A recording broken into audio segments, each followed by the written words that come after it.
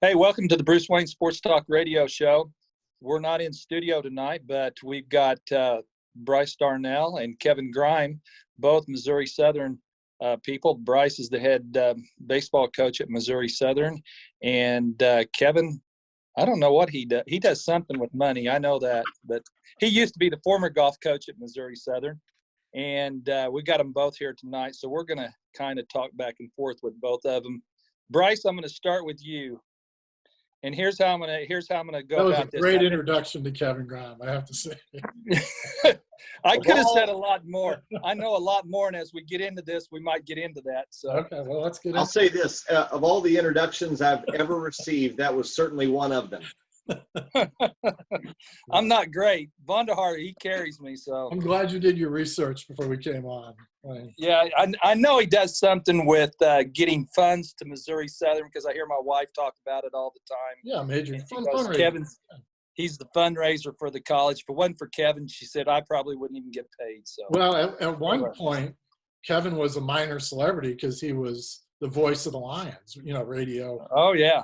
So that's how people remember him. But just being now he's nowhere near that stature. But at one point he was a minor celebrity in our town. So that before we got that out of the way. So you keep wanting to go there, don't you, Vonder? You just keep wanting to go to that announcing deal, don't you? Yeah, I want to bring that up. I like to talk about it.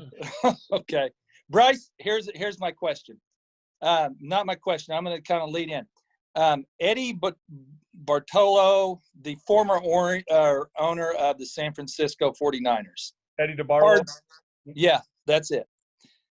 I had it right, but I get on here and I get a little tongue-tied. Pardoned by Trump, okay, for gambling. $400,000 he gave. He did not, there's a whole story to it. Anyway, he gets pardoned by Trump. And in 2016, gets elected into the Pro Football Hall of Fame. Very successful owner. Now, here's my question. Should somebody pardon Pete Rose? Well, I definitely feel like Pete Rose should be in the Hall of Fame. I agree. I know that's part of your question, probably. Yeah. But we've kind of talked about this before, but I feel strongly Pete Rose should be in the Hall of Fame. I think that probably if the commissioner at the time, was it Giamatti, could do it over again, knowing what, if he could look into the future, knowing with the steroids and these things, he probably wouldn't have been so harsh on Pete Rose. But if for us to not have Pete Rose somehow in the Hall of Fame, I think is foolish, because he was one of the best players, maybe the best hitter, one of the best hitters ever to play. So I think he should be in the Hall of Fame, if that's what you're alluding to, for sure. Yeah, but here's my point. In all of the discussions that I've heard about Pete Rose, he should be in there. I know it's the baseball writers that put him in there and everything. I've never heard the word pardon. I've never heard the word from the baseball writers, hey, should we pardon Pete Rose? Should we pardon this person? Should we get into pardoning? I think Pete Rose has paid his deal. I think he should just be, just pardoned. Well, who do you want to pardon him? I don't get what you're saying. The baseball writers need to pardon him. Whoever's heading the baseball writers, they're the ones that need to pardon him. That's what I think. I think the baseball writers have got like a mafia union there, and they're just not going to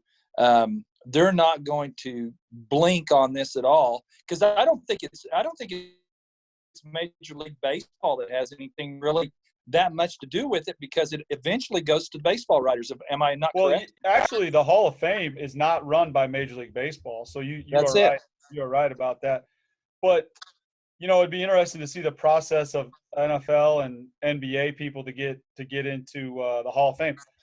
Baseball is so tradition based and all that. I would be shocked, and I'm not saying he shouldn't have all, but like a Kobe Bryant situation, I do not believe the baseball writers, if Kobe Bryant played baseball and was as equally as good in baseball as he was in basketball, Kobe Bryant, they'd have made him wait his 5 years to get in the Baseball Hall of Fame. It's just kind of how they operate. So you're right about the baseball writers. And shoot, somebody, makes a bad comment to a writer after a game, and that writer's a voter. Heck, he holds that grudge for forever and never votes him in. So I think you're on to something there.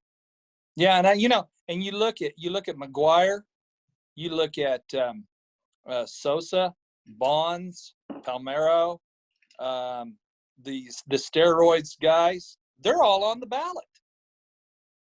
They're not in the hall, but they're getting votes. Right. But they're on the ballot, and Pete Rose can't get on the ballot. You know what I'm going to do? I'm going to call Pete Rose, and I'm going to get him on the show one night. He'll probably do it, actually. Yeah, I know. I watched the show with him, and I think he probably will. I've met Pete Rose before. What was he like? Did any of you guys say that?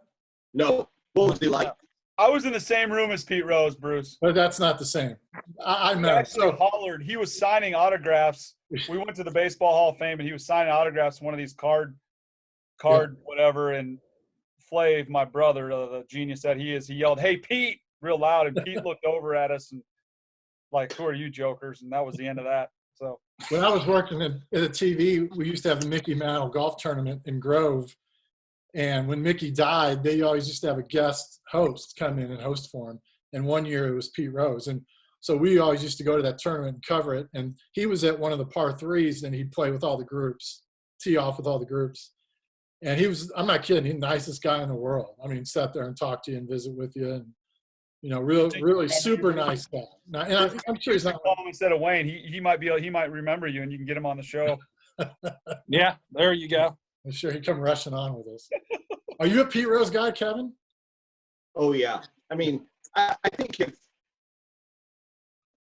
I understand them wanting to have kind of a hard and fast rule about betting on the game of baseball. But everything that has come out that I've seen, there's never been any indication that he bet on his own team, or he bet against his own team, I should say. Yeah. So he never did anything that would have negatively impacted a game that he was involved in. So, like I said, while I understand them wanting to have a line of demarcation, so to speak, where they say, if you did this, you will not get in the Hall of Fame. I mean, I think that if you polled the American public who pays any attention to baseball, the vast majority of them would say that Pete Rose deserves to be in the Hall of Fame. Now, my opinion would differ if it ever came out that he had done something to negatively impact his own team. But since I've not seen that, I think Pete Rose ought to be in the Hall of Fame, for goodness sakes. He's Charlie Hustle.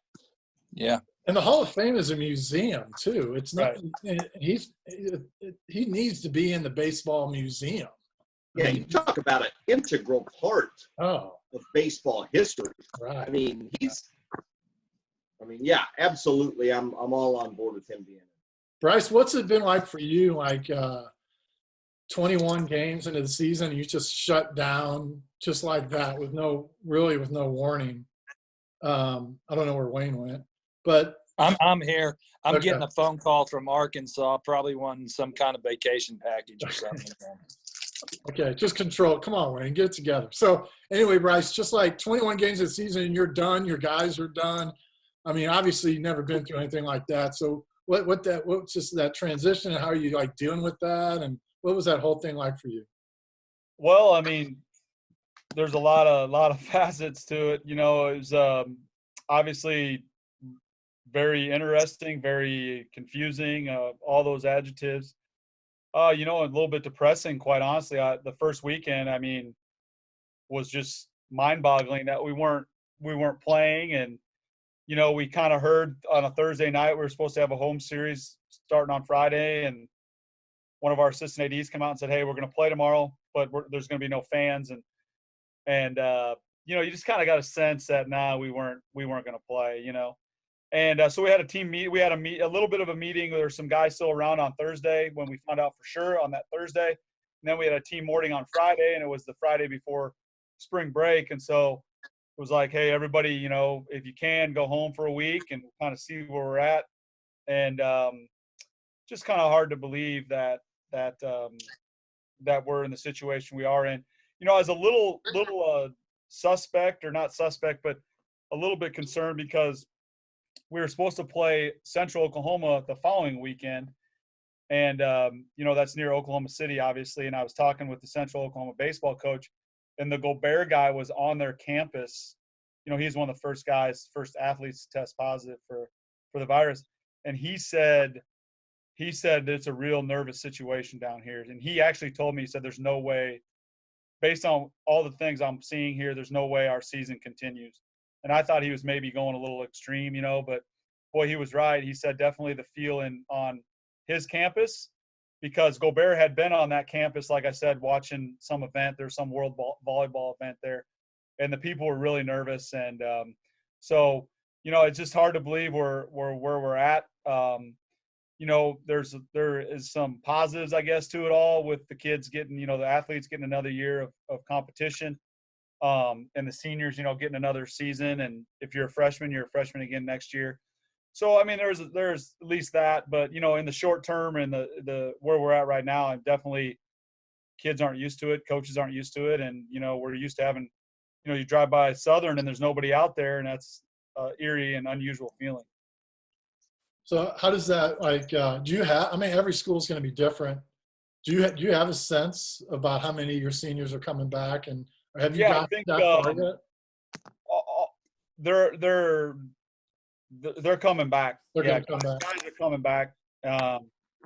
And so guys are excited to come back. There's a sense of maybe incomplete, they're just feeling incomplete about everything. So guys are coming back, and, guys are, you're kind of maybe hoping to see some light at the end of the tunnel, and where, we're kind of past the hard part, so to speak, where you can start looking towards the fall. But, from a coach's standpoint, you're not used to the time off. And I keep telling my wife, I feel like school should be starting in 2 weeks, because we've had this time off, you just, the way your year goes. And so used to being very busy at this time and not having much time on our hands, but obviously things are much different.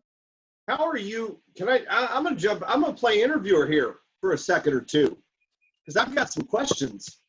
Take it away, KG. Bryce, how are you handling the recruitment of incoming players? Like, this is a time of year where you evaluate in person all these guys. So how are you recruiting people? It's really, we signed, I believe, 9 guys in the early period, which would be in the fall. And so we have a couple guys that we would still like to get or sign. But as you alluded to, the NCAA, you can't have anybody on campus. Basically you can't recruit until June 1st, essentially. And so you can't have people on. And of course, our campus is closed anyways, but the NCAA has kind of taken that out of our hands. So there's no in-person recruiting or anything like that. But, we have gone a little bit different route with recruiting the last 2 or 3 years. And we feel like good success. We've kind of gotten more high school oriented, where a lot of those guys you do see during the summer, which is coming up. So we see a lot of those guys during the summer and also the spring. So it's really not, it's the recruiting class of not the fall of 2020, it'd be the fall of 2021 that we're maybe missing out on. But everybody's missing out on it. So everybody's in the same boat. But one thing to keep in mind, Kevin, is Division II baseball has 9 scholarships. Okay, this year's seniors will be seniors again next year in spring of 2021. Don't count against your 9. Yeah. Okay. So at some point that's going to catch up. At some point that's going to catch up. 9 plus the seniors that are going to play on the team next year. So guys get hurt or guys leave or guys aren't happy, whatever, but not a ton.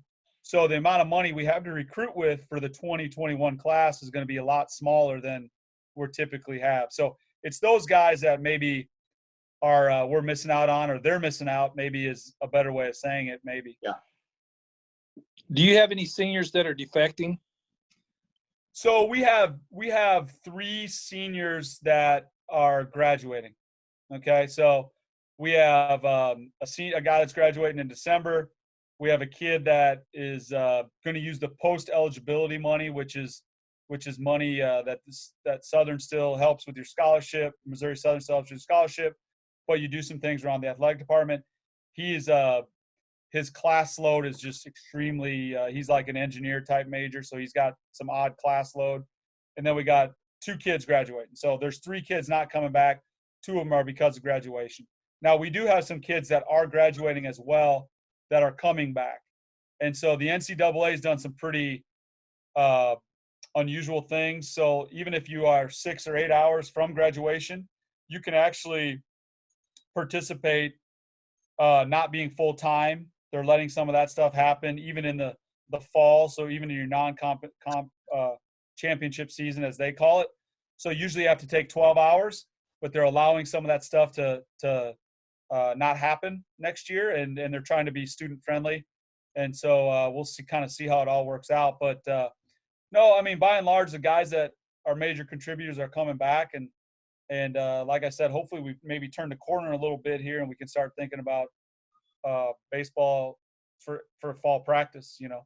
So having a college coach here, we could ask Bryce 1,000 questions that would be interesting to talk about. Well, please, I mean, honestly, and Kevin, I'll just interrupt. And Kevin, you know, I have a freshman son.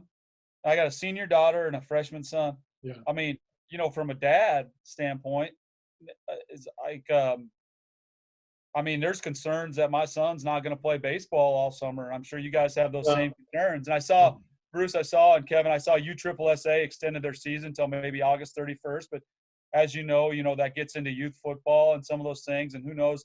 But, I mean, golly, imagine a summer growing up for all 4 of us where you didn't get to play a baseball game as a kid all summer. That's just, I agree. That's what I was going to ask you about. Terrible. So.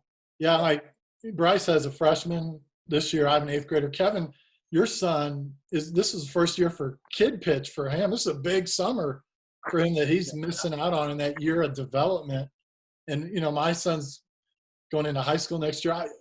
Kevin and Bryce, are you guys concerned at all about the development, about missing a summer of development for your kids playing baseball?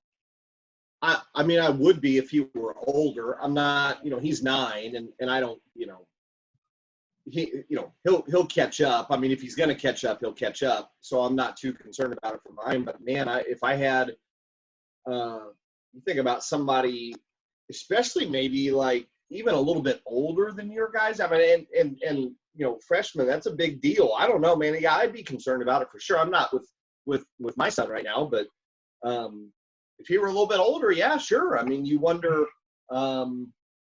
what is the gap there going to be? I mean, when is he going to make that time up? When's he going to make those at-bats and games and all that stuff up, and all that work? I'd be concerned about it. Well, you know, the other thing too, you're concerned about development, but you're also concerned about the experience. I mean, golly, you know, I can name the Little League teams I played for. I can name my buddies on my travel team or whatever that you played on, you know. And you guys know my brother's the coach at the high school. And, you know, he said the other day, he said, hey, man, 500 days to not play a baseball game, 500 days, that ain't good, you know. And so hopefully we'll get some of that. But, man, I'll tell you, you know, I'm worried, and I think you guys are. I mean, Wayne, I know the golf courses are open. My parents live in Minneapolis, and they just opened the golf courses this weekend up there. There was a major, snowstorm push to get them open. People were upset about it. And so, yeah, they got them open. And so you just remember as a kid taking your son golfing or playing baseball with your son or whatever. I mean, these are experiences as a dad that you look forward to, and, you know, probably just as much as your son, honestly. Oh, yeah. Yeah. Well, you got it. I think this is going to come down. This is ultimately going to come down to making decisions, and you're going to have to make decisions. You're not going to be – I see for a few years to where kids are not going to be able to play maybe 3 sports. Yep. Maybe to catch up, they're going to have to make – and Bryce, you and I have talked about this many a times. They're going to have to start making some decisions because every sport takes so much out of you. And to catch up, those kids are going to have to make a decision, which they shouldn't have to, but they're going to have to make a decision of what direction they want to go, knowing that they've lost some time. But that's just a decision. They might not be able – they might in yours and Bryce's, or yours and Flav's boys, they might have to make decisions. Say, man, we might not play football. We might play fall baseball or something. Which there'll be some fall leagues if things are a go in August, or let's say they don't play all summer and there's the things that go in August. There's going to be some fall leagues, baseball leagues that's come up for sure, and it's going to put pressure on kids. No question. And they shouldn't have to deal with that, but that's just the reality of the situation. They're going to have to, especially those kids that are freshmen and sophomores and everything. And I know, and too, how things run. And there's pressure there, even though they claim not to. But I think it ultimately comes down, you and I have talked about it, it comes down to you and I. It comes down to the parent. And that's the decision I think that has to be made between the parent and the kid, and not the parent and somebody else. And I just think that's what it's going to come down to. There's going to have to be some decision making with some kids. You're going to see a thinning out for about 1.5 years, and then it'll come back, and we'll come back to the same old thing. Yep. Yeah, I totally agree. So let's on to like Major League Baseball. Do you guys, Bryce, Kevin, what do you think about playing like a whole or an abbreviated season all in one state? Wayne, would you just quiet down with the Snickers? I mean, but anyway, Got to have something to eat. I've been fishing all day. like putting all the players in one spot and leaving them there, no family, nothing, and just playing like an abbreviated schedule. No fans, just the players. And I haven't heard that was being considered. Is that being considered? Yeah, like in Arizona, putting them all in Spring Arizona. training site. Yeah. So you could either do that or like a grapefruit league and then a cactus league in Florida and Arizona, or you could just put them all together and play in multiple fields in Arizona. Like a weekend softball tournament. Yeah. I almost think that it would just cheapen things so much. It would make it so different. Oh yeah. That Agreed. I don't know, man. I don't know about that. I mean, but I guess, the thought of playing baseball games for TV's sake and shortening the season, but having them fly all over the place to play. I mean, why would you go to Cleveland if Cleveland's fans aren't there? So the more I think about it, it makes sense, because, why would you do that? It doesn't make any difference what ballpark you play in if there's no fans there. So I guess that makes sense. I think people are starving for some type of an athletic event to be on television. And if it, all I know is that the thought of me watching the Royals play every game in Arizona, I'm just not there. I'm not as interested in that. Yeah, for whatever reason. and I agree. I mean, but you don't necessarily want to travel around the country where there might still be some hotbeds for the virus. You have a controlled area. But I agree with you. Fans can't be there. What's the interest level, first of all? And then I think that would wipe out the minor leagues too. I think if you did that, you couldn't play minor league baseball, because where are you going to put them? So there'd almost be no minor league season at all. Is it crazy, with this whole thing? It doesn't matter whether you're talking about baseball or the economy or infrastructure or supply lines, Church, cattle farmers. I don't care what you're talking about. The more you think about how deep this goes and how many people this impacts, and the questions that have to be answered before any decision is made, it's mind-boggling. It's almost too much to even process. Yeah. It's, and I'm not even offering that up like I have an answer. I'm just saying it is overwhelming to think about the number of levels that every decision goes down.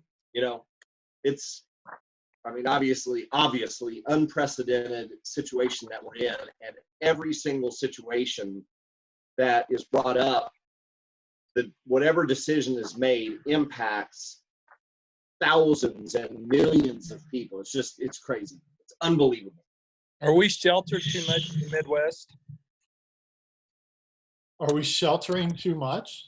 No, are we sheltered too much in the Midwest? And here's why I say this.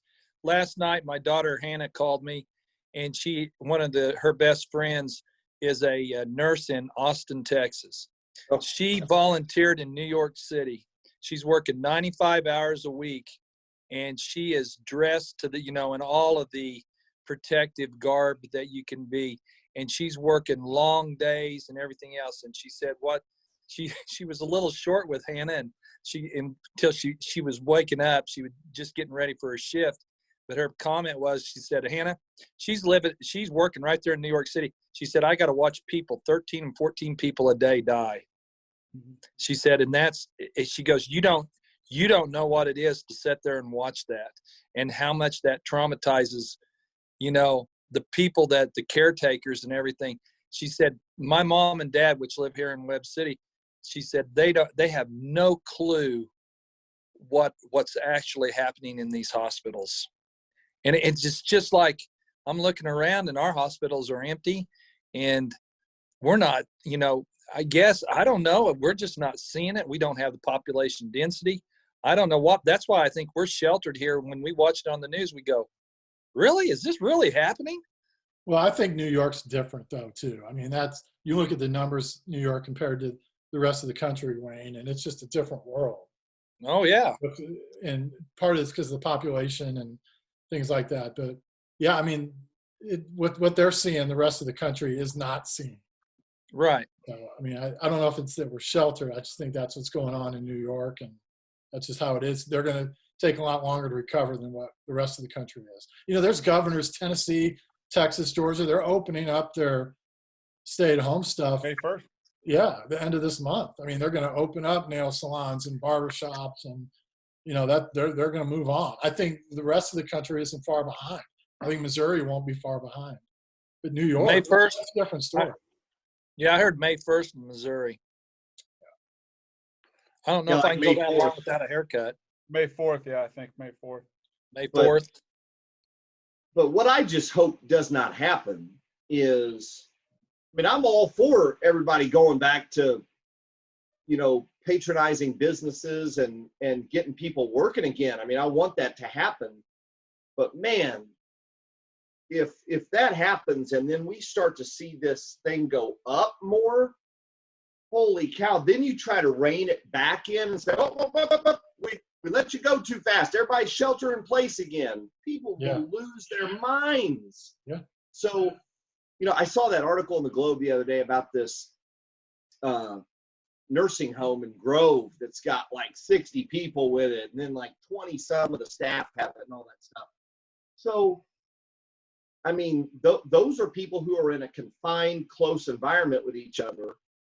But if you start allowing people to congregate again in closed, confined areas, bars, restaurants, whatever, and this thing takes off, I don't know how you rein it back in and tell people, nope, got to go back home again. I don't know, man. It's.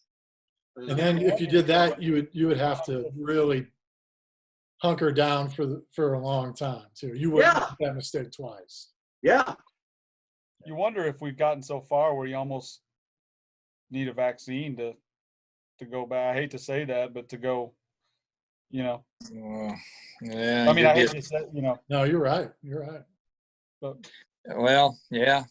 Well, that gets into the end times there, Bryce. I've had a guy just going on and on about that vaccine. The only way you can go back to work and go back to school is if you got the vaccine, and and he's one of these doomsdayers. But haven't we done that with? We've done that with polio and the chicken pox. We've done that, haven't we? Well, polio. Well, yeah, but that's different. This animal is a different animal. I'm telling you, because it's just a different animal. When you start really reading about it, you got no as I've said before, you got no T-cell, recognition on this thing. It gets in, it replicates itself as self in your body. And Pam could probably tell you that stuff. It's a different animal of dealing with it. And there's medicines out there. They're treating it like the one back in 2010, 2012, whatever. Bryce, were you teaching there remember that year at Webb City when we lost all those kids? Like district-wide, we lost 550 some odd kids. Were you there then? No, I wasn't, but I do remember that because my kids were going to school. I do remember that. And Langford, I remember Langford, he started handing out bottles and spraying everything down and disinfecting everything, and all the kids came back. And so, no vaccine, just we lost, I think, nationwide over 12,000 people in that deal. But I don't know. This is a different animal, and I think it's a different animal because of the way people have reacted to it. Right. You guys know I taught across the hall for Wayne Smith for my 10-year stint at my 10-year. We spent more time in the hall than we did across the hall. 10-year term at Webb City. How'd that go? Honestly, who carried that conversation?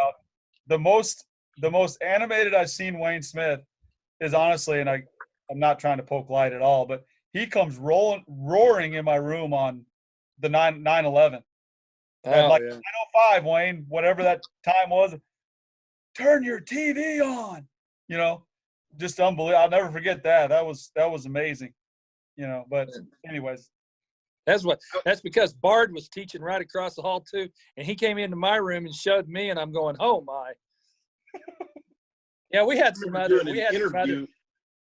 I remember doing an interview with Bill Cook, who was our head football coach at the time, and I was in his office interviewing him, and he had his TV on, and it was for the pregame show, and that's when the first tower collapsed. I was sitting there in his office watching it with him, and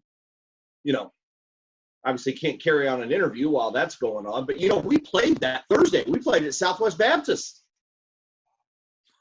And I don't remember if 9/11 happened on a Monday or Tuesday. I can't remember. What day? Yeah, I was gonna say. Wow. Well, it was early in the week on a Monday or Tuesday, but we played at Southwest Baptist that Thursday night. I still am amazed that we played that football game. Hey, Kevin, you've been around Southern a long time. You had a cup of coffee in Missouri State, but you've been around a long time at Southern. So talk about some of the coaches. I'd like to hear some stories. I know you've got a bunch of them about just some of the coaches, some of your favorite coaches that you've dealt with, basketball, baseball. Well, the hay was out of the barn then by Kevin, so you couldn't. But I think one of those has to be Bill Cook, a guy you just mentioned. I mean, that guy was a character. But, well, you can't call an alligator ugly till you cross the river.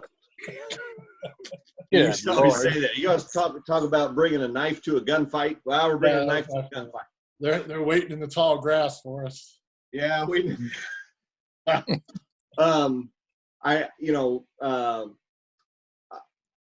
John Ware, man, that guy. Not that he was a great personality or anything. I mean, he wasn't like super outgoing. Didn't have a whole lot of great phrases or whatever. But you talk about somebody who had Missouri Southern football on the right track. Yeah. He had things on the right track. Yeah. And I was coaching golf. I was in Muskogee, Oklahoma. And we were playing a tournament, and my phone was just blowing up with text messages, and everybody was, I'm sorry, I'm so sorry. And I thought, man, obviously something bad has happened, and found out that he had passed away in his office. But he was a unique individual, and he won 67% of his league games at Truman. 67% of his MIAA games he won at Truman, and he was moving us the right way. So he stands out to me when I think about coaches in the past. And I mean, I could list off so many that I had the great pleasure of working with, and I hate to single too many of them out, but obviously I worked closest with football coaches and basketball coaches, and baseball. But I'll tell you about Coach Korn. The one thing that stands out to me about Coach Korn, I think there's a lot of coaches. I've always said this about him. I think there's a lot of coaches who can take a below average team and whip them into shape and get them to be an average team. There's a lot of coaches who can take an average team and get them to be pretty good.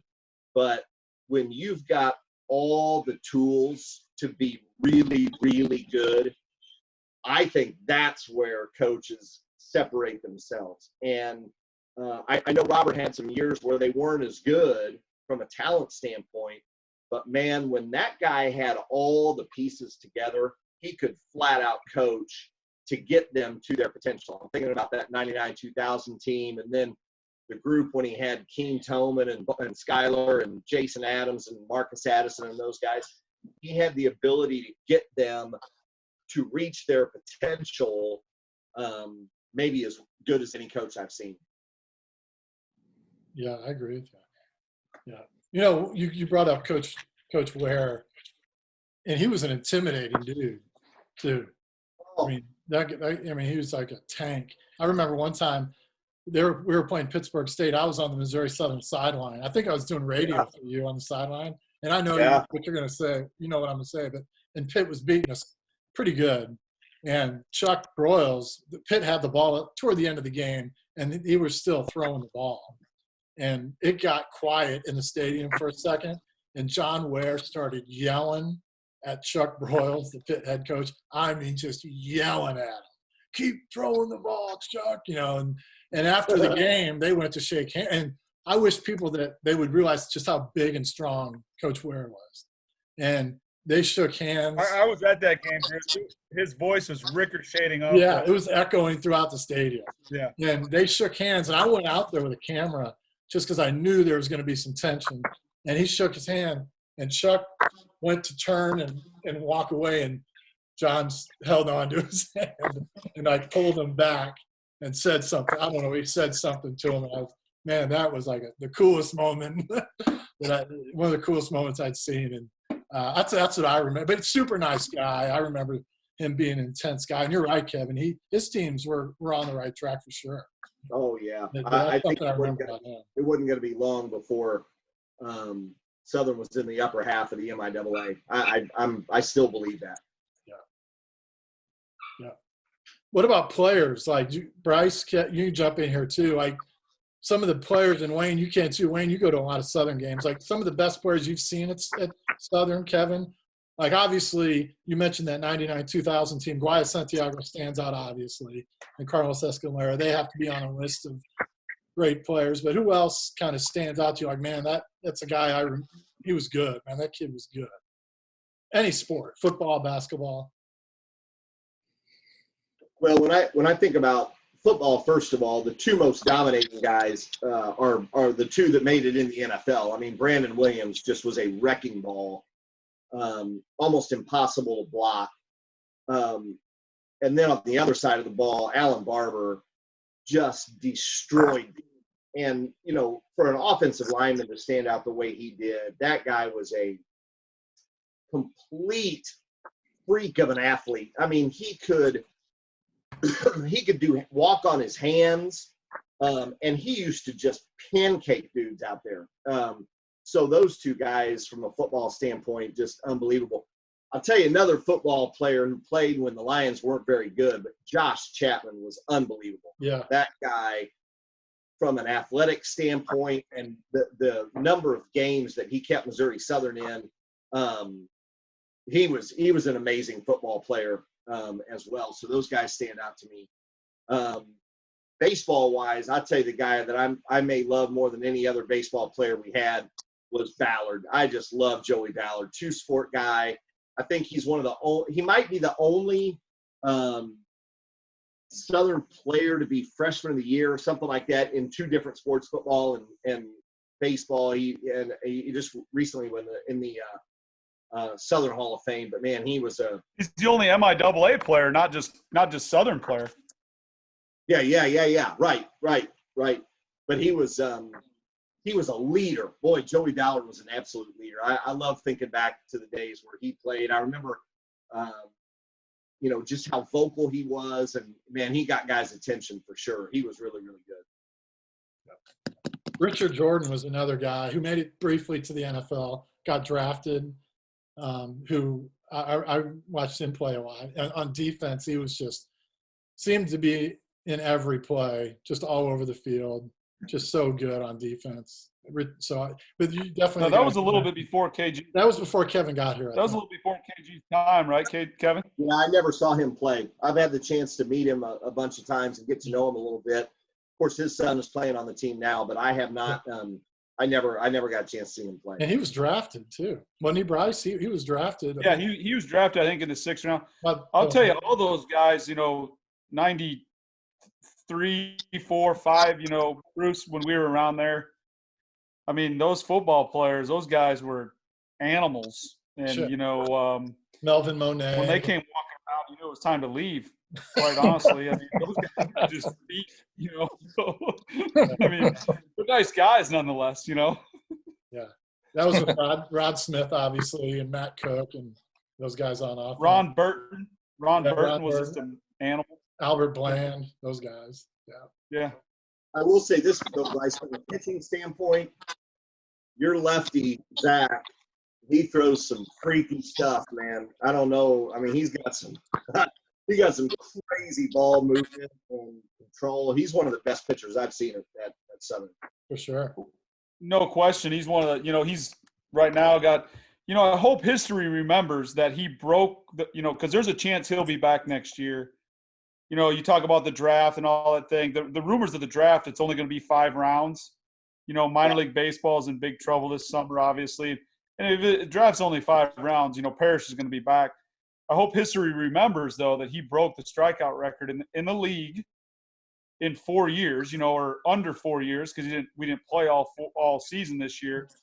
So when he comes, if he does come back or is back next year, he's going to demolish that record. So I hope 10 years from now, people are like, oh, that's because he got to play an extra year. Well, right. No, it's not, There needs to be an asterisk in that record book indicating in 4 years. That brings up an interesting question, Bryce. How will they handle that, the statistics, the averages, the games, all of that stuff? How are they going to handle that? They're going to keep it or blow it out? I mean, that's just they're keeping this year's, and so, but I mean, you bring up a good point. I mean, so baseball's a history sport of numbers, and statistics matter and all those things, and so I don't know, it's.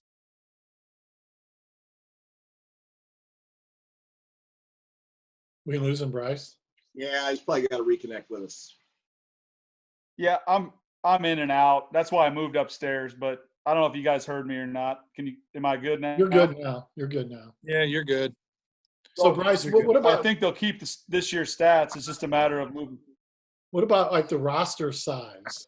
I mean, is there a MIAA rule on rosters or not? No. Division II baseball does not have a roster limit. Division I baseball does, though, and so that's an interesting factor for them. But for us, it's not an issue. Okay. Do you anticipate, like in spring sports? And I'm not just talking about your team. I'm talking about any team, any sport.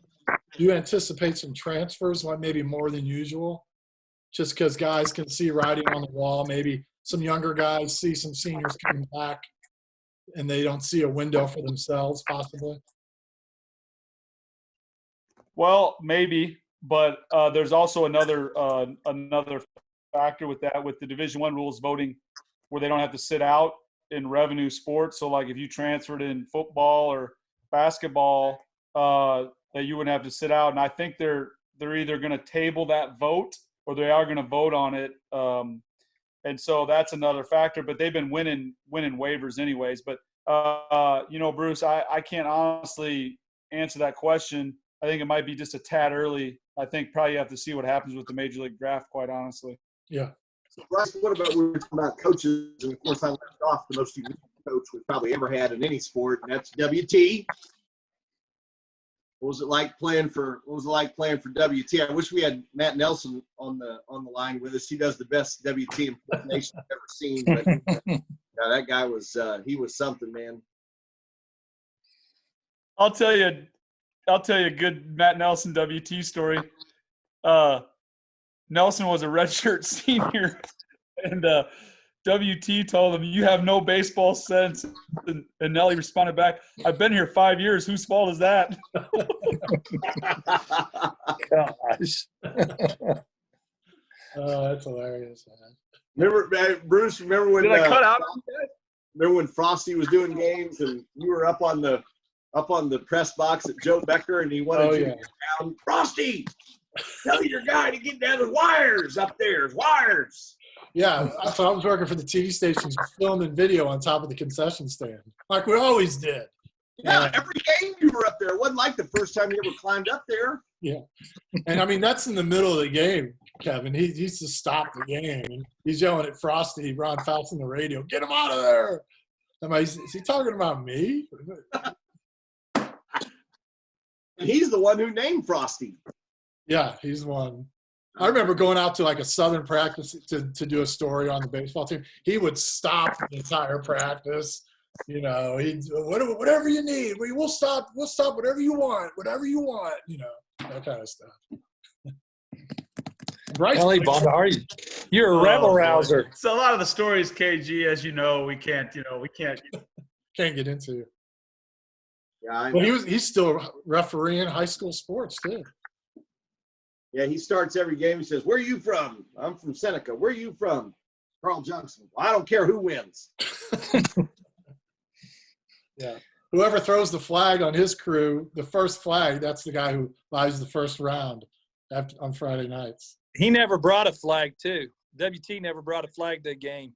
Well, I know he had flags because if there was ever a blowout and a team would break a long touchdown run, he would throw a flag no matter what. Holding. You're not running up. You're not running up the score. You're not doing that. We're going to bring it back. That's a fact. Yeah, that's a fact. Okay, so speaking about football, are you guys interested at all in the NFL draft? It's this week. Okay, it's Thursday, Friday, Saturday. So it's all going to be I think it's all going to be on Zoom, I think. So it's probably not a whole lot different than normal in that a lot of people aren't there anyway, like players other than guys in the first round maybe. So, it's funny. They did like a dress rehearsal today, like a practice run, just to make sure. I don't know if you guys saw this, just to make sure there wasn't any glitches. And first pick by the Bengals, there was already a glitch in the system. Something technically went wrong. Well, I hope they don't have AT&T internet, so there could be some issues. So are you guys going to watch? Do you guys watch the football draft? I know the Chiefs, Kevin, and the Vikings, Bryce. And are you guys interested in, or how much of it will you watch? I'll watch the first couple rounds. The Vikings have, Bruce, 7 or 8 picks in the first 2 or 3 rounds? They have a ton of picks. Yeah. And so I'll watch it. But I think a lot of it, under normal circumstances, I'm not sure that I would.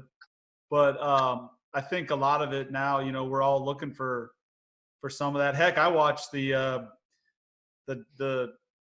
Broncos Falcons the other day on Fox. That's the Super Bowl the Vikings were supposed to be in, Bruce. You know that. I saw that tweet, Bryce. Among other Super Bowls when the Rams were screwed. I knew you were going to bring that one up too. I was at that game. Oh, man. Yeah. So, but no, I'm interested in that. I mean, I love NFL and college football, so I'm excited. Hopefully the Vikings can, I think you got rid of Diggs, so maybe they need a playmaker. I don't know. So hopefully, but the Vikings got picks, so yeah, I'll definitely be watching. Kevin, no?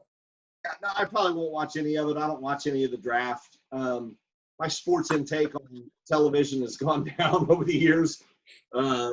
It's funny how it happened. Right about the time I got married, I started watching fewer and fewer sports on TV, and then it even got worse when the kids came around. But I just don't I've never really been one to watch the draft.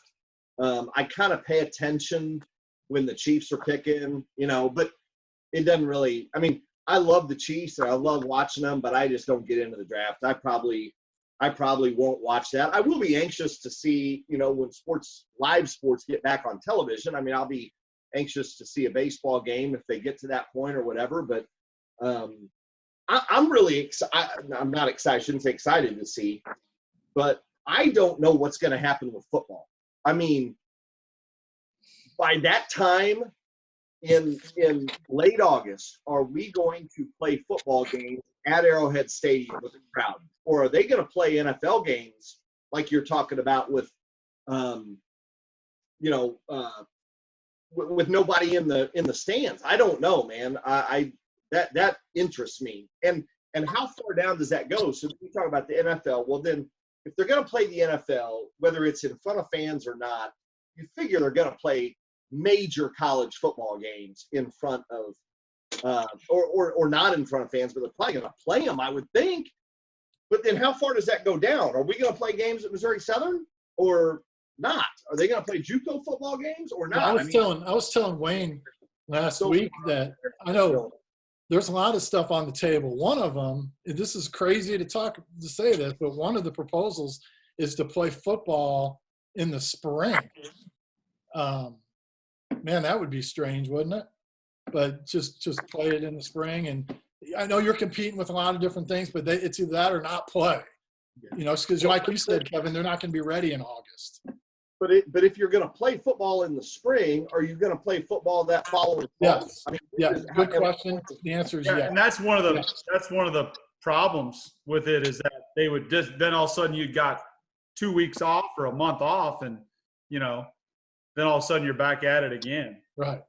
I don't agree with that. I don't think football carries that much weight. Well, it's either that or don't play. It's don't play. It's the number one sport in college athletics. They're not. I can't see them going a season and not playing football. The revenue that would be lost. It's unfortunate. If it's either not play or play in the spring, they're playing in the spring. But you think about it. So what is the football week? Is it 12 weeks? What is that? 13, 14 weeks? So you're going to have to start from a coach's standpoint in January, right? Yeah. Like practicing. And then, you think about Power 5 stuff, they're going to go against, and it's just like you say, Bruce, I mean, the alternative might not playing. So we're going to go against March Madness. Right. And I understand, Yeah. I get that the difference between baseball and football. I'm not trying, but it's a unique situation. It's very difficult. You're not going to pack crowds out going in the spring. You're not going to pack them in there like they do in the fall because they got no competition. You're crazy, Wayne. They will pack those stadiums. Bull. They won't pack them out. You're telling me Alabama and Michigan won't pack those places? No. You not when you got that much going on. The golf season's starting. So the golf team's going to we're not going to go to the No, we're not talking about golf teams. We're not talking about golf teams. We're talking about pro golf tournaments, people going to pro golf tournaments.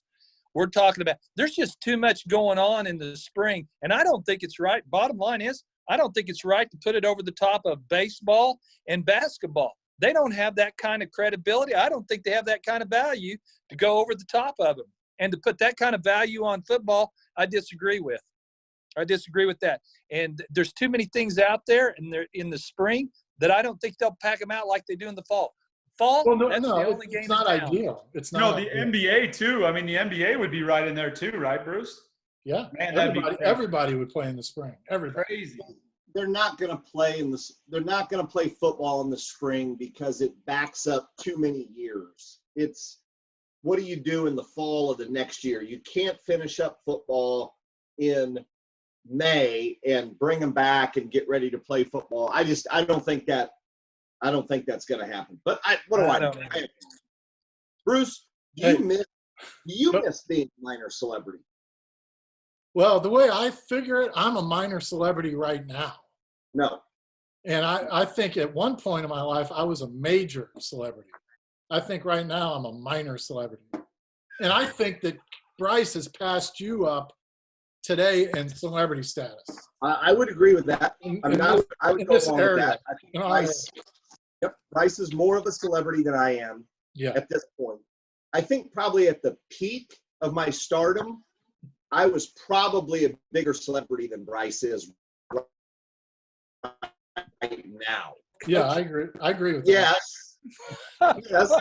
And I agree. but Bruce, I will give you you were a big deal at one point in your life. Yeah, it was a big deal. And like I said, I think right now, I'm right now at where you were at your peak. Oh, Bruce. Bryce, You're faking having school at this point, okay? With your class, all right? Let's call it what it is, okay? what do you mean? But anyways, you were a celebrity, Bruce. You were a celebrity. I agree with that. I have to realize- get off on this celebrity. Kevin used to hang out with me. Kevin hung out with me a lot just because he liked to be by my side. He met a lot I of new saw it people. firsthand. Yep, I saw it firsthand. I saw the impact you had. It was quite something. But you That realize doesn't go away. You know, that doesn't go away. well, it has gone away. There's a lot of people in Joplin who would not know that you used to be on TV now. True. I mean, kids in high school don't know that. Yeah, they don't know it anymore. Yeah. But there was a time. You had your time. Bruce, do you remember when Marty Schottenheimer got smart with Jason Whitlock? We went to the Chiefs game together, and Jason Whitlock, before he got big, asked Marty a question, and he's like, well, I don't know, Jason. What do you think you should have done, Jason? I'm not sure, Jason. And he's like, oh, this happens all the time. Oh, yeah. Well, Whitlock just stirred it up. I mean, he was just – that's all he ever did with Kansas City, you know. And look at him now. He's big time now. Oh, Man, I love Marty Schottenheimer. Yeah, I That's saw a sad. story. ESPN did something on him recently. It's really Yeah. sad. Very sad. Yeah. How he's living his life right now. Yeah. Hey, very let me ask you these. Did anybody watch 1 and 2, The Last Dance, last night? I did. I missed What'd it. you I think? forgot about it. I got to record it. I really liked it. I thought it was really good. The insight that it had, and they had the first 2 parts last night, and it's a 10-part series, and it just focuses on that '97 season. Man, Jerry, the GM there, No. Huh. that it didn't go well for him. I know he's not with us anymore, but that didn't go well for him last night. in what sense, Bruce? I didn't watch that, but I saw a couple of tweets. Like, give me something. Help me out. Oh, is it Krause? Jerry Krause. Jerry Yeah, Krause. Krause. Yeah. Resendorf, too, or what? He was the owner. He was the owner. But yeah, But- Krause. So they just shed a real negative light on him about how he tried to, rebuild the team in the middle of their dynasty, and how he wanted Phil Jackson out early, and they re-signed him to that deal in '97, and then they said, "This is it for you. You're not coming back." And Pippen and him got into it. Pippen didn't want to play because he was underpaid, and just kind of how he was jealous because he wasn't getting the credit that Jordan and the players and Phil Jackson were getting. He thought he deserved a lot of the credit for building that team, which he did a great job of building that team. Now, Jordan fell to him with the 3rd pick, but I mean, he went out and got Scottie Pippen. He went out and got Horace Grant and Dennis Rodman. He did a good job, but he felt like – so he kind of focused on that a lot. And it was pretty interesting, actually. If you guys get a chance to go back and watch that, I would. Yeah, there's a lot more than the '97 season. They go retro back to Carolina and things like that. But I thought one of the most interesting comments was Jordan when he was walking into the locker room and he asked Krause, "Are you playing today?" He goes, "Well, we'll probably have to lower the rims." Yeah, he wanted him to go out and shoot layups with him in pregame warm-ups. And Krause is just short and stubby. And Jordan said, we'll lower the rims for you. Yeah. Bruce and Kevin and Wayne, look at Dennis Rodman. Look at Scottie I Pippen. can't. Okay. But the point I'm making is look at how those guys were raised. Pippen, one of 10 kids. Dennis Rodman just troubled from the start, I mean, He was almost homeless. yes. And just like he went to Southeast Oklahoma, KG, and Durant. Yep. And then Yep. Pippen went to Central Arkansas. Central Ark, but it took a weird train to get there, right? Well, he was a manager his freshman year. Yeah. And there was a couple scholarships that came open, and he had to constantly bug the coach. Hey, come on, let me play. Give me a scholarship. Finally, the coach said, okay, you can play. That's kind of how it started for Scottie Pippen. But the hunger that Rodman and Pippen had to succeed. Oh, Just crazy. Like my son, your guys' kids, they have no idea. You know, Well, I Bryce, think about that a lot. Think about this too. Jordan got cut, and they talked about this last night. After his sophomore year, he got cut. They only had a varsity team. They didn't have JV and all that stuff. But he got cut. You know, a lot of kids just say, well, basketball's not for me. The coach doesn't like me, you know. But his mom was on last night, told him, hey, work harder, which he did. And then, you know, but think about if kids get cut as sophomores now, Yeah. you think they're going to turn into Michael Jordan? Probably not, you know. You know, hey, one thing, and I didn't watch it last night, but I heard, like I said, the guys talking. What about the bodies those guys have relative to the bodies, NBA bodies today? Weren't they just the meat on their bones is nothing compared? And I'm not taking anything away. I believe Michael Jordan's Wayne. Don't get eyeball me about Jordan, but like, I mean, like Michael Jordan's skinny. Yeah, right? but there was a clip in there to where Jordan was really getting beat up the first couple of years in the NBA. And he made the comment, he got into the weight room and started getting bigger and stronger because he said, I'm not going to last. And he said, I don't want to be the person getting punished. I want to be the punisher. Right. And so the thing about you don't realize about Jordan, he's 6'7". They say 6'6", but he's 6'7". And I think the reason he's the greatest of all time, period.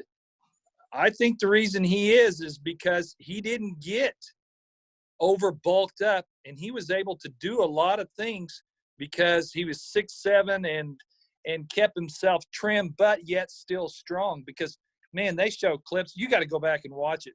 They show clips of him playing in the NBA against the Celtics and everything. He's just – they talk about LeBron. There's nobody on Jordan's level when he was in the NBA. Just nobody. I mean, Larry Bird. No, he's a second liner. It's Jordan, Bird, Magic, and then the rest of them. Not even Kobe. It's the rest of them. LeBron, Kobe, they're all at the bottom. It's Jordan, Bird, Johnson, and then the rest of them can line up because those are the three best all-time. I don't care who says what. It's funny. Last night they were talking about that playoff game in '86, maybe, Wayne, against Boston, where Larry Bird was the MVP that season. They played in the first round of the playoffs, the big bad Celtics and the Bulls. And game one, Jordan scored 49 and lost. Then they had a day off in between games, and Jordan and Danny Ainge went and played golf together. Two guys that are playing against each other went and played golf. Ainge took some of his money. And then on the way home, the cab dropped off Ainge, and Jordan said, hey, tell your boy DJ I got something for him tomorrow night. And he scored 63 in game two. He did that against the MVP, Larry Bird, in their building. Still lost the game, but, I mean, that dude was bad. He was filthy. Yeah, and the best story on that was Bill Walton. Bill Walton was cussing Larry Bird because he had to guard Jordan. Everybody got in foul trouble, so they had to switch guys up. And so Bill Walton was cussing guys out. Like, why am I guarding Jordan? Talk about I'm telling you, it's a great show. Yeah. Bill Walton is one heck of a color guy on college basketball. Oh, golly. Please spare me there. Oh, my. He has literally got brain damage. There is no way in the world. There's no question about that. Woo! Yeah, I mean, in the Pac-10, yeah. You watch that late night. I did that for a week, and that was about all I could watch. Pac-10 basketball or Pac-12 basketball is the worst basketball in the country, and it's just compounded by Bill Walton. That's it. Man, the head guy can't stand Walton too. You can almost tell, like, Bill, would you shut up? You know? Yeah, and he is. He's derogatory. Yeah. He's terrible. Bryce, call the play-by-play guy. It's not the head guy. Play-by-play guy. Yeah. Walton's the color guy. Hey, KG, you didn't have either unless Bruce was not working that night or something. Yeah. In 99, 2000, I bailed on him in the biggest game of the year. Well, Levi, Levi Culver's did a few too for you too, though, didn't he? Levi would help out from time to time. He certainly would. Yep. Yep. Those were long nights, though. Like when I didn't have anybody with me in those doubleheaders. I mean, that's 5 hours of just yapping, and A lot of dribble drives and stuff. a lot of dribble drives. That's right. That Bruce. drove me crazy. He used to say dribble drive. I used to text him, quit saying dribble drive. You know what? He also used to text me. I'd say, Lions up 8 or Lions, down 4, whatever. He's like, and Bruce, I remember a text one time. He's like, tell me the score. I'll do the math. Hey, KG, you mentioned coaches. What's your most memorable game, basketball or football, that you call? Good one. Well, basketball was, of course, the Elite Eight. I mean, the Final Four game against Metro State. I felt like That's the somebody most, ran like- over me when they lost that game. I just felt like somebody ran over me. I mean, and I wasn't even, of course, I wasn't playing, but gosh almighty, it was like getting your heart ripped out. That was the worst. Terrible. That was the worst. Unfortunately, football-wise, I mean, like we would call games against Pitt or whatever, but Southern wasn't ever good enough back then to really like have a big game that meant something in the standings, so to speak. I remember the game over at Bart Tatum, which is another one of my favorite people on the entire planet. But, that game over at Pittsburgh State that we lost, where we had them. I mean, we had them on the ropes in the second half and wound up losing that game. That felt like a big-time game because that felt like a game we were going to take a step forward with the program, and to lose that one really, really hurt. Now, I was at that game. Kevin, I got to ask you about 2 games. One, football, Missouri Southern. Bart Tatum was coaching. They're playing Central Missouri, and you said on the air, ladies and gentlemen, I've never seen an individual more upset than I see Bart Tatum right now. Okay. And secondly, the comeback. I hung with you.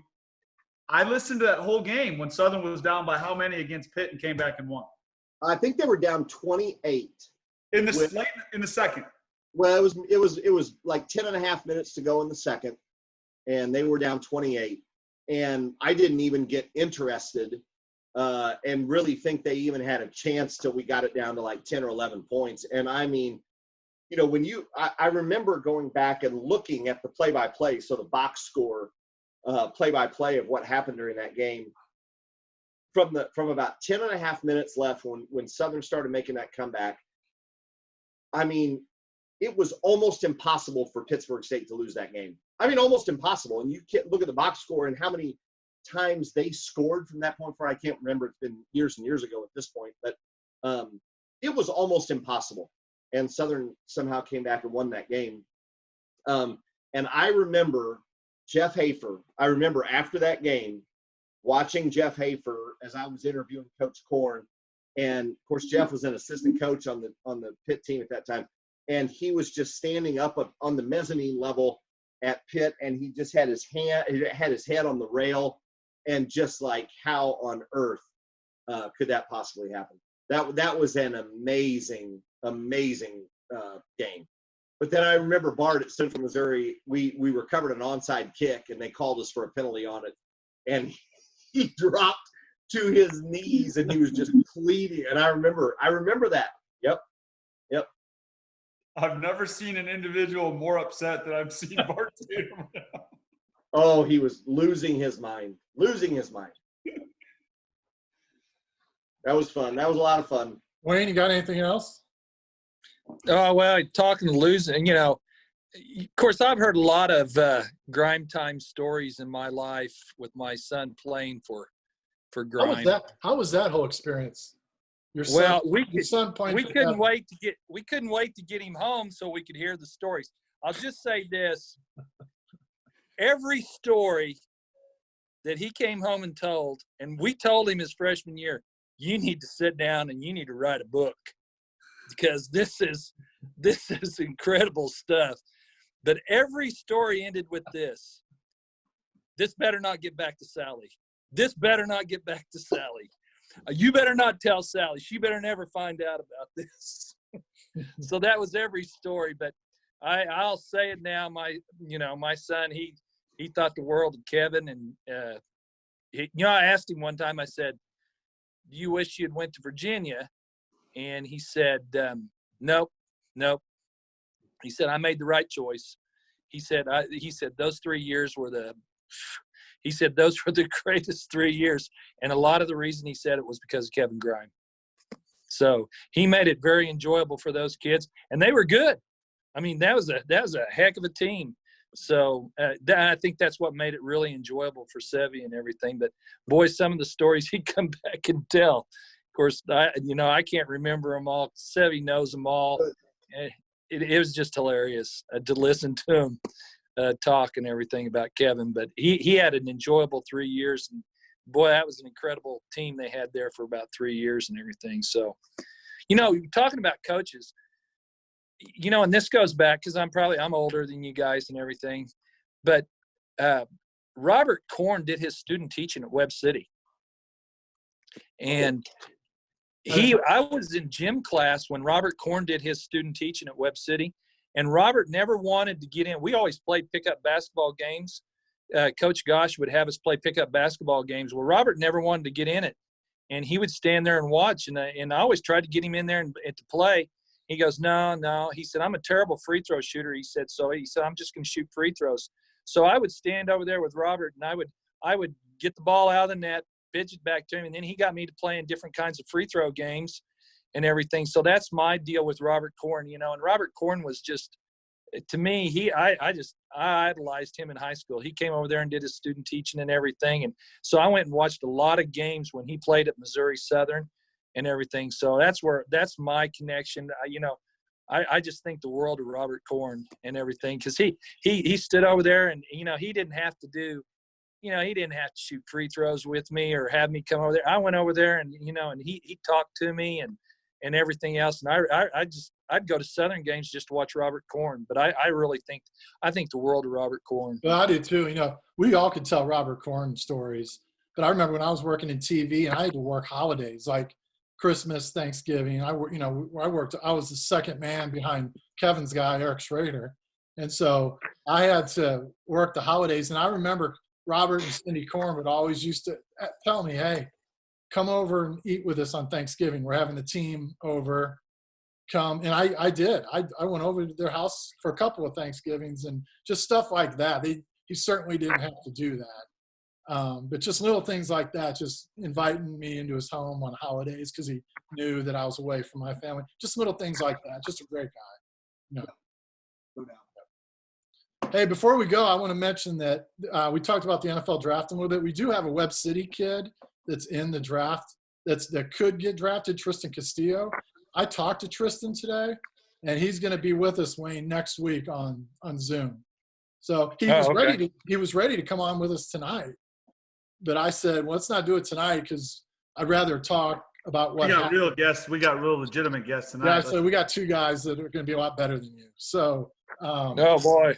But he's going to talk about, what happened to him this week. So I hope he gets. I've looked at a lot of mock drafts. I've seen him anywhere from 5th round to not getting drafted. Obviously, if he doesn't get drafted, he's going to sign with a team. So we can kind of talk about, his whole week and what went on. It would be interesting to have a conversation with Bruce. him. He had a couple interesting takes towards the end of his senior year. He did. He got about Mizzou. He did. Yeah. I think he got a little frustrated there. It is what it is. He was a 3-year starter. He was at Mizzou for 4 years. He was ready to go. He made the right decision. He made the right decision. Good kid. Yeah. And a new staff was coming in. I just think he was ready to go.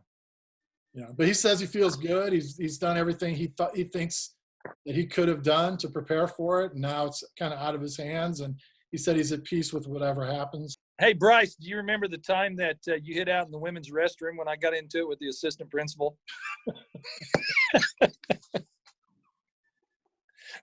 We had some wild No comment.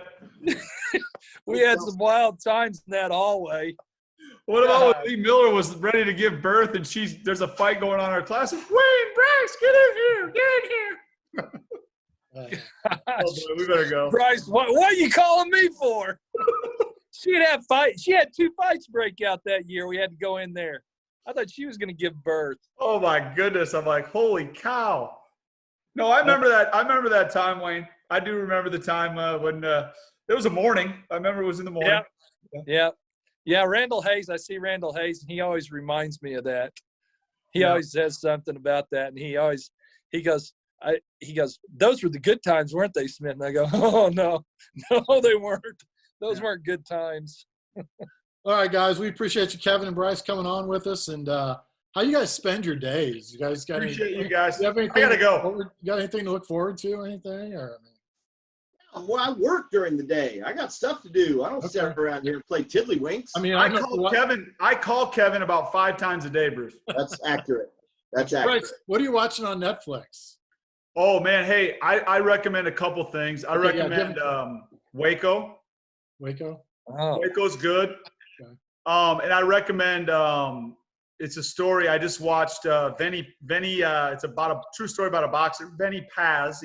P-A-Z. Changed his name to Paz, but it's called Bleed for This, and it's a true story. Devil. What's that? The Tasmanian Devil. Is that? Yeah, that's him. Vinny Pazienza. Yeah. Yeah, Pazienza. Yeah. So it's a true story. It's when he fought Roberto Duran, and he was in that weight class.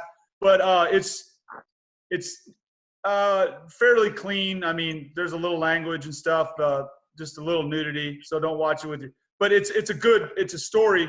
Let me tell you a real quick story. He broke his neck in a car wreck. He fought Roberto Duran 6 months later and beat him. He was in a halo. He had a broken neck. I remember him. He was good, man. Yeah. So that's worth watching. Hey, Waco's really good. Okay, I'm gonna try Waco. I just finished Ozark, so I'm gonna try Waco. Oh, my. Yeah. We are in the middle. Sarah and I are in the middle of the first season of Ozark. It's unbelievable. Every episode is like 10 cliffhangers. It's awesome. Yeah, it's really good. It gets really good too. Bruce, Ruth is in Waco. Oh, is she really? Yeah. It's funny how they perceive the Ozarks. You know, everybody lives in a trailer. Everybody cusses all the time. You know? Wait till you see season 3. They show the water tower. Hey. Yeah. That's it, Kevin. That's it. That's all I got. All right, guys. Appreciate it. Hey, thanks, guys. It was fun. We'll do it again. Thank you, guys. All right. Take care. See you later.